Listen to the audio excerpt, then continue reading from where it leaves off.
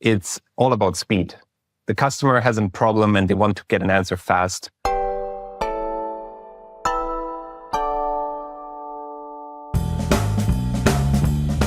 Hello and welcome to this episode of Confessions of the B2B Entrepreneur. My name is Tom, your host, and today we have a big interview with Marc Seitz. Marc is one of the co-founders of a company called Papermark who are exploring a very interesting and I think powerful business strategy for a new SaaS tool. It's bootstrapped. It's in the deal room space and it's also open source. So we understand in this interview what is the benefit of being open source. And it turns out there are quite a few. We understand their current revenue levels, where they're trying to get to, how they're doing it, etc. So really enjoy this interview and we'll jump into that in a second. Before we do that, quick shout out to Fame for producing the show. If you like a show like this, please go to fame.so and request a proposal. Let's jump into this discussion with Marc now. This episode is sponsored by Mailtrap, an email delivery platform designed for product companies. Go for high deliverability, growth-focused features, and industry-best analytics. Get 20% off for all plans with our promo code B2B Entrepreneur. Check the details in the description below. Marc, welcome to the show. Thanks, Tom. Thanks for having me. So you are building Papermark in a way that I think every bootstrapped founder or founders should grow a company. Specifically, and I want to jump into a LinkedIn post I saw recently where you're saying about the top 3 things you're doing to grow the company. So can you outline what the 3 things are? And then we can talk about how I think remarkable or interesting they are. Yeah, absolutely. No, basically the top 3 things that I discussed in that article that you mentioned is, for one, we're betting really heavily on our product and on SEO, which kind of like kicked off our initial growth phase. And then the third part is, I would put them together like customer support and feature requests.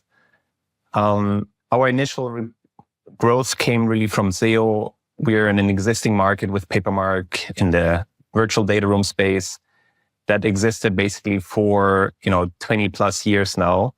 And there's a lot of old players that over time have gotten really stale when it comes to SEO content. And we just came in with a new approach, ranked really highly on like alternatives, and saw that a lot of people were switching over from these incumbent tools and search for new and modern alternatives.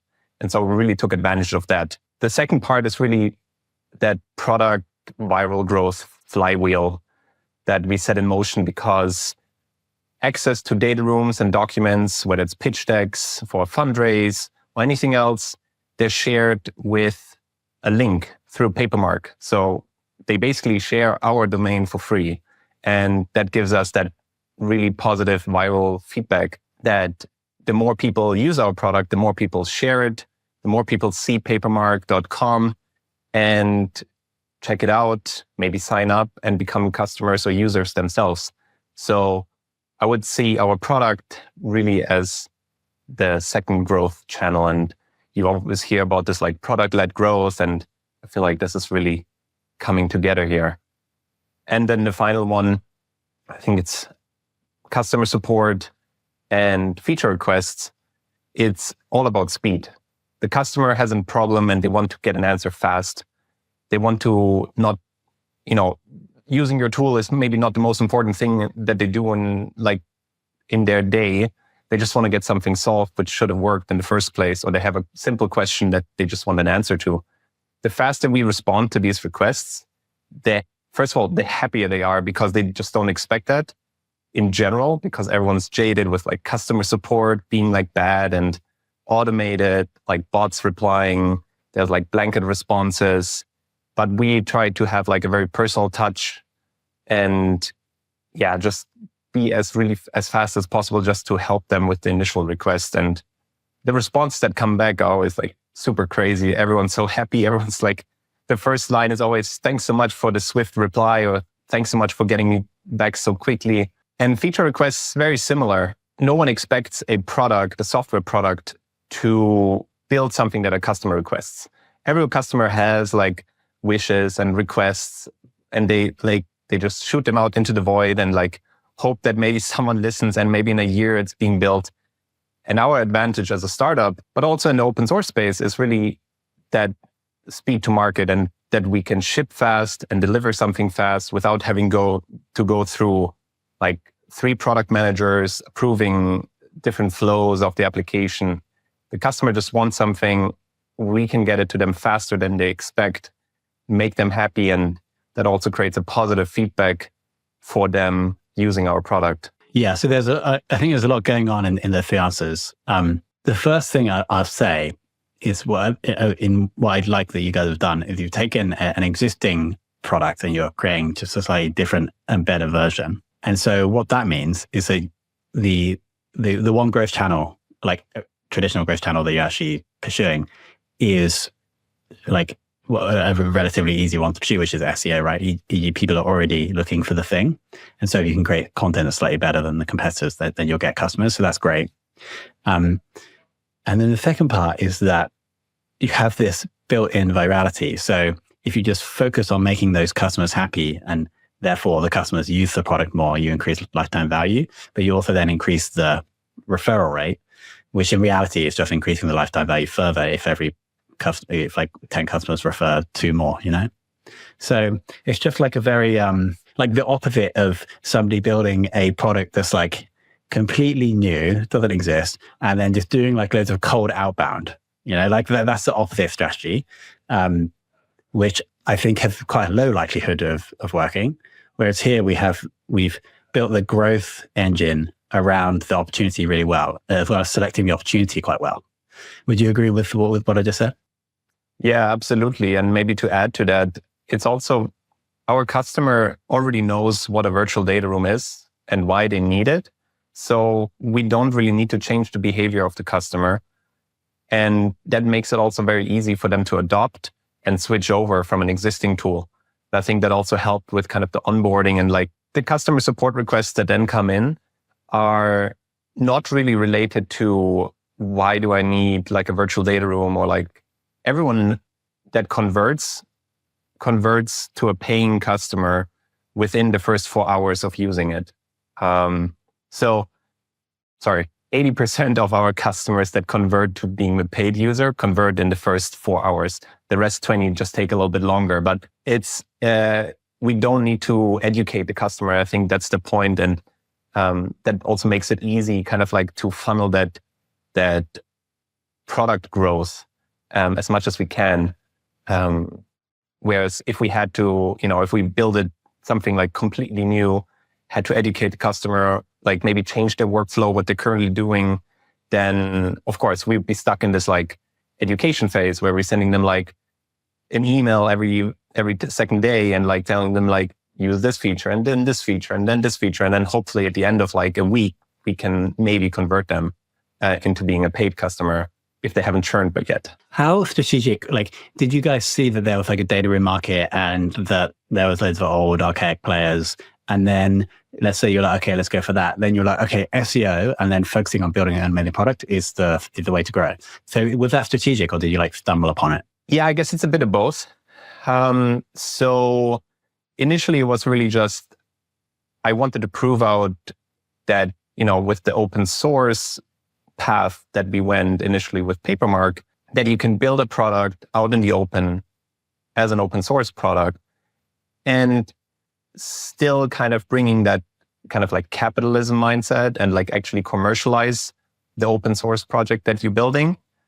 And it felt like with my background as a natural way to kind of target the data room market, or at least the like fundraising / pitch deck sharing market initially, and now building it out to the data room market. And then I guess there's also definitely luck involved, that it just happened to be that DocSend got acquired by Dropbox, like just a couple of years earlier. Everyone was kind of like looking for an alternative to DocSend, which is like the big player in the market for startups. And we positioned ourselves like head on against them, and were able to like really stir interest in our customers, like just from early on, like from the first day, basically. And then it was clear, like everyone's looking for an alternative. Everyone wants a solution. And then we just went full on and like just build out the product. And the data room came naturally as our customers started using us. They naturally came over from the data room's products because they were much older than DocSend. So like they were plus 15 years old, these products in the market, and they charged abhorrent rates per page pricing, per megabyte pricing. So something so archaic that just shouldn't exist anymore in today's age. And so for us, it was very strategic to position ourselves against them as well. And yeah, the SEO play was just very easy to kind of like make that happen because their content was stale. Everyone was looking for an alternative, and like we were just there at the right time in the right market, I guess, with the right content that we provided. Well, let's talk about, I wanted to get onto this, the other thing, like you're creating a product that already exists, but you're building it in a slightly different way, which is the open source thing. Now, you might have to educate me here a bit, because my question or thought here is, what are the benefits of being open source? If you're charging anyway for like the proprietary version, what are the benefits of being open source? Apart from the brand, like the branding and the philosophy and like the ethos behind it. Yeah, that's a great question. And I think that's like every open source project, every commercial open source project gets that at one way or the other. Open source for me was really a belief thing. So I believe that source code itself is not the mode in like 90% of the cases for a software product.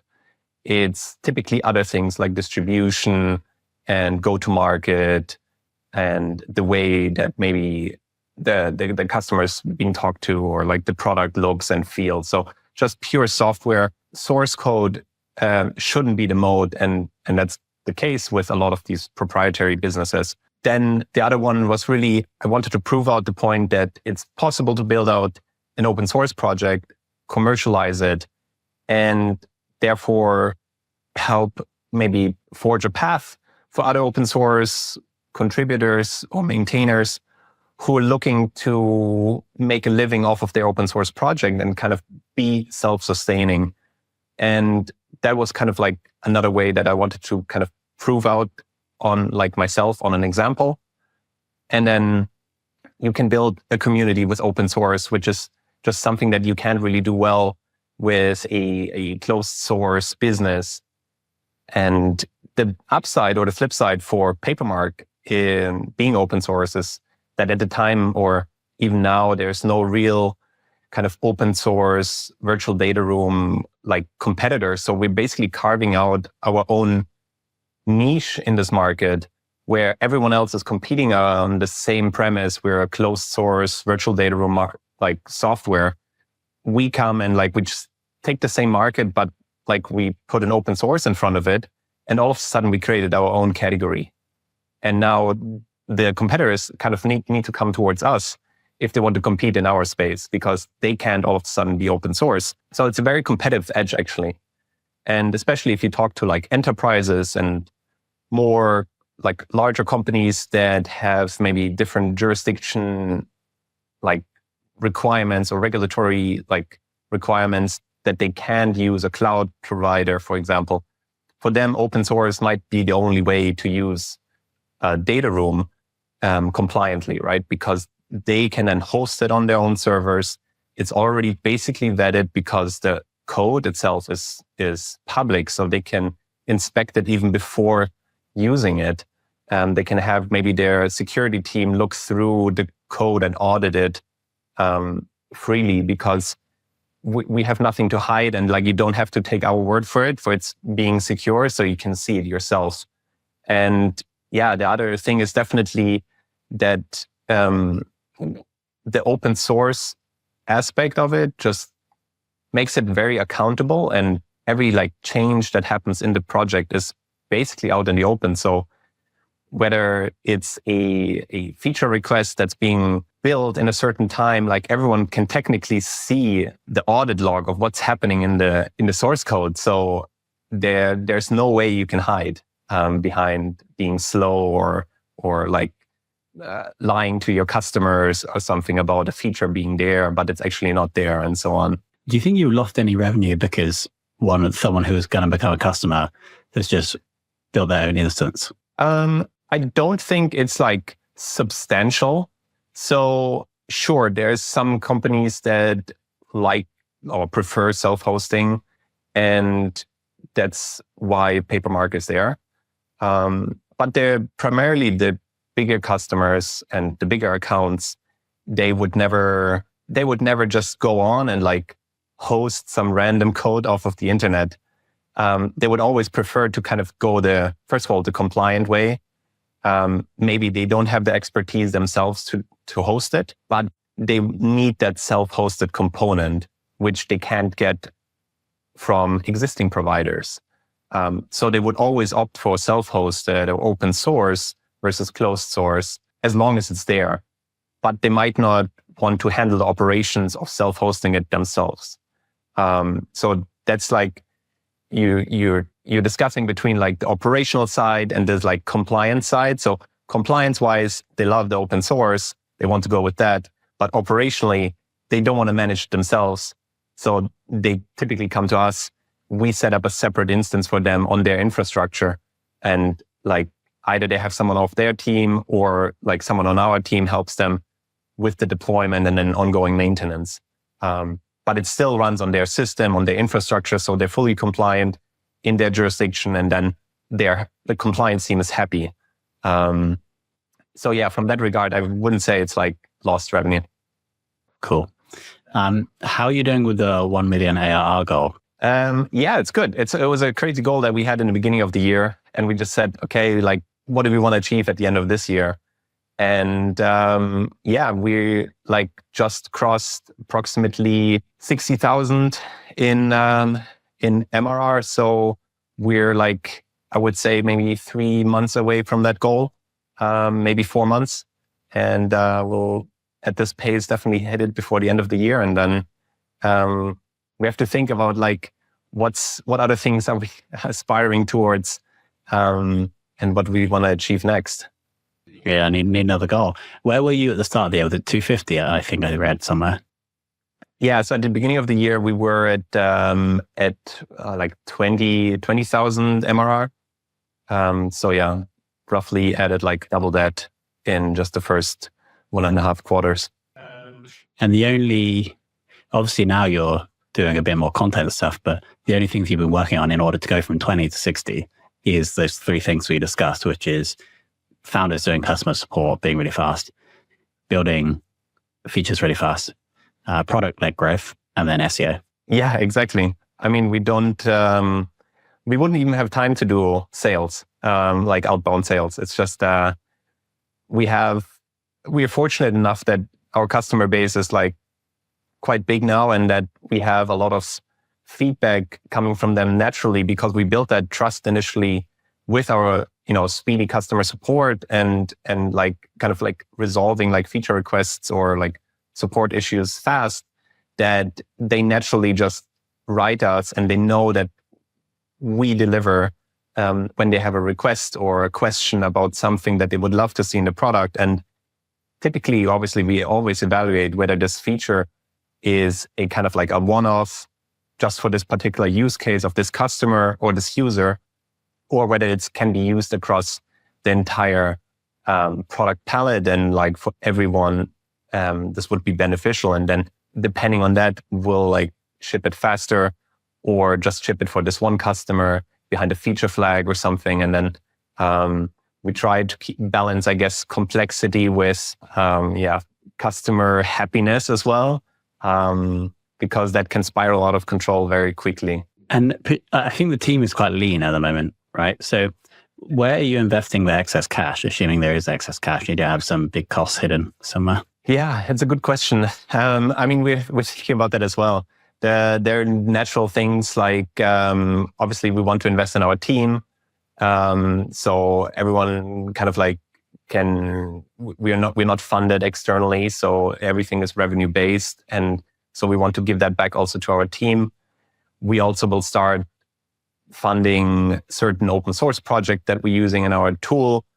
And we want to give back to that ecosystem, although I don't like donations in open source because it's kind of like it's very an easy way to transfer like funds from 1A to one place, but it's like doesn't solve the problem of sustainability but that's definitely one thing. And then I think the other thing is just boring, like invested in like an ETF or something like that and exploring different growth options for the business and the product.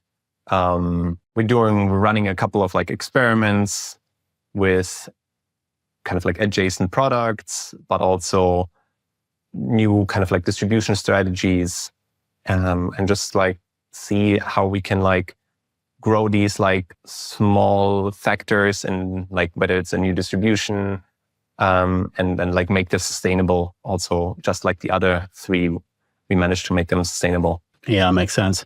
I know that you had like extensive startup experience prior to starting Papermark. If you had to list like one or two like crucial learnings you had from that experience that has enabled Papermark to work seemingly well from the outside, what would you say they are? Yeah, so I started a company, like my first company around 9 years ago, and the setup and everything was like very different. I think if I could go back in time, I mean, maybe back in time it wouldn't work. That's also like the thing about kind of like the era that we're currently in, right? Where it's like AI or kind of like this post-COVID remote global world where, online calls and like working remotely is just normalized. But I would definitely try to stay smaller longer. And that's not only because we could like stretch the runway or just bootstrap ourselves better.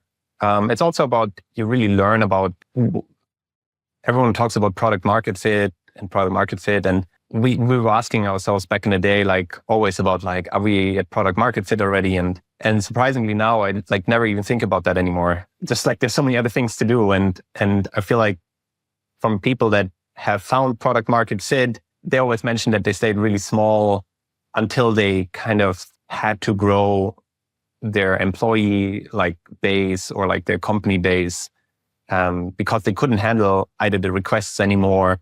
And that kind of like indicated to them that they were hitting that product market fit, that elusive product market fit that everyone talks about. And yeah, so I kind of feel like it's the same currently, versus back in the day, we were like focused a lot on like, okay, we need to obviously experiment more, but we also need more headcount. So we were kind of like playing startup in a way, like we're doing all these things like raising money, hiring people, building a product, getting some customers, but we're not like doing it properly. We're just trying to rush through it in a way. And now it felt like a lot more sustainable. It's a really interesting point that you make, I think, in that a lot of it's quite easy to get distracted from the real thing, which is building something and delivering it to people, when you're in like that typical VC startup TechCrunch environment. And it seems like what you've done at Papermark is that you've literally only done that stuff with a bit of SEO, and like forgot about all the other stuff that maybe you went through before with the previous company, right? Yeah, exactly. I think it's also like, it's been such a long time in between those two companies. And again, like the ecosystem and everything around it has changed a lot. Like bootstrapping wasn't really an option back in the day. Like 9 years ago, it was like, there was such a focus on like getting venture capital funding into your startup to make a name for yourself. And now I feel like all these things all of a sudden are possible, whether it's just because the startup cost is much lower. I remember back in the day, we had lawyers set up like a Delaware C Corp for us. I don't know how much it cost because it went off of the funding, but now it's like a one-click setup, which takes less than a day with Stripe Atlas, to get the same exact entity up and running.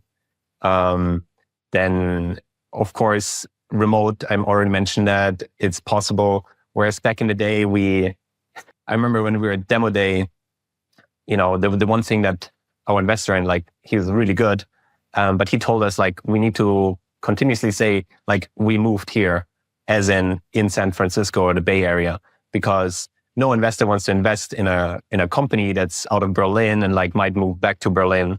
So we moved here became this like go-to sentence whenever we met an investor when they asked where we're from. But now like globally remote is like a thing, and it's totally acceptable. We hire not through like application, but through our open source like contributor base. That's also a game changer because the contributors are already intimately familiar with our tool, with our product. They might even have been in the same space, so they understand where we're coming from. Whereas before, of course, employee onboarding, you have to explain to them why we're changing the world and everything like that. And now it's just real, like we're building for our customers. They need it on a day-to-day basis. If it breaks or if it goes down, we'll get like instantly messages about like, that something's up, and like people rely on our product. And yeah, I just love building software that's being used. I think that's just sums it up in the end. That's another benefit of open source, isn't it? Like the developers you hire could already be trained on the code base, and you can also have seen their work if they've contributed, etc. That's definitely something that I didn't consider. We actually haven't mentioned there is another channel you guys have been testing, which is LinkedIn. And so what we're going to do is send everybody listening to your LinkedIn to follow you, because a lot of the info that I've shared here is because I found it on LinkedIn. Like you're being very transparent. For example, with the growth goal, if there anywhere else, obviously papermark.com, isn't it? And then, which is quite an expensive domain. How much do you pay for that? Yeah, we had actually a post about that as well. We paid $20,000 for it. But we didn't buy it like when we started. So to be fair, like don't buy a $20,000 domain when you just start your business. Like buy the cheapest domain you can find with like the nicest name. So we had papermark.io first. And then over time, I had acquired like papermark.co, which is like com, but like not really. And then I saw like papermark.com just hanging there, being available, sitting at like this 19 to 20K range. And it always felt like a lot because, like I said, in December, our revenue for that month was 20K. So like, are we ready? Are we at that level where we can invest like a month's worth of revenue just on a domain? But yeah, in the end, like I'm really glad we did that move. And I'm happy with the domain. Everyone seems to be happy. The transition was extremely smooth, and yeah. It's almost like a leap of faith, isn't it? But it seems like it paid off revenue-wise. We've always had fame.so, just copying Notion, because that was the best option for Fame. And then I get brokers coming to me asking me about fame.com, and I haven't asked about the price yet, but I think it might be more than 20K. So I'm not sure about that. Papermark.com, your LinkedIn profile that we'll link below. Anything else we should mention or link to? I mean, check out our GitHub repo if you're interested in the virtual data room space. Leave us a star. We'll probably link that also below. We absolutely will. Marc, it's an epic story, and I can see like how much you do like writing code that people use by the smile on your face. If you're listening to audio, you won't be able to see it, but it's just great to see. It's an epic story. You guys are executing really well, and I look forward to seeing you get to, I don't know, 2, 5, 10 mil ARR. Let's see. Yeah, let's see. Thanks, Marc. Thank you so much, Tom.